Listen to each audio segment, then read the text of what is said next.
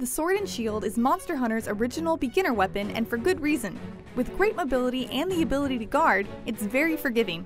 Its basic combos are easy to memorize and hard to botch, and it's the only weapon that lets you use items without having to sheath it. Here's how you can become an advanced sword and shield wielder in Monster Hunter World. First things first, the weapon controls in your Hunter's Note aren't a bad place to start.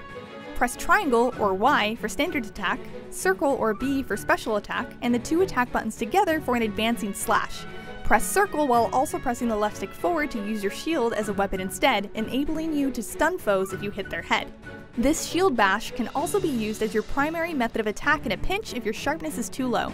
Generally, focus on the tail with your sword to potentially cut it off, and the head with your shield to potentially stun it with blunt KO damage. You can string these attacks together easily like this. Triangle and circle together, triangle, triangle, triangle, circle, circle, and really any combination of those together. You can dodge out of the string or block at just about any time.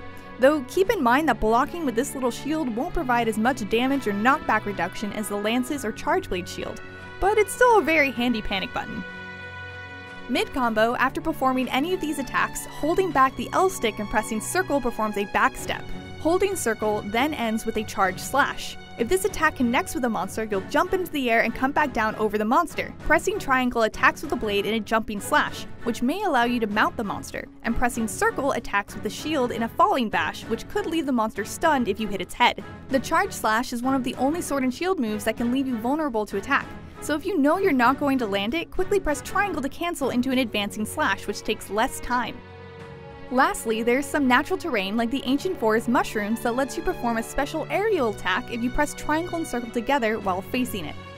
With all of this in mind, doing basic combos and dodging out of harm's way until you know you can land a charge slash is the best way to use the sword and shield. If a monster has recently been mounted, it won't be able to be mounted again for some time, so aim for the head in a falling bash with circle. Now, because you're landing so many attacks so consistently with the sword and shield, look for armor with skills that improve either critical chance or elemental or status attack, depending on the specific sword and shield you're using. If you find yourself getting hit too often, try out armor that increases your evade window, which increases your invulnerability period while dodging. Last but not least, don't forget about your ability to use items like slinger ammo without having to put your weapon away. Do this by pressing R2 first or use your radial menu. This is also, of course, wonderful for selfish uses as well, like potion drinking and weapon sharpening. Though the sword and shield is fast and forgiving, it is incredibly close range, making it more difficult to use against very large monsters, or monsters that prefer to fly more often than not. But it's still very viable in the right hands, especially if you're good at predicting a monster's movements. That's about it for the sword and shield in Monster Hunter World. Thanks for watching! If you have any questions, or if you found this video to be helpful, definitely let us know in the comments. For more on Monster Hunter World, don't miss our other weapon tutorials or a review, and for everything else, stick with IGN.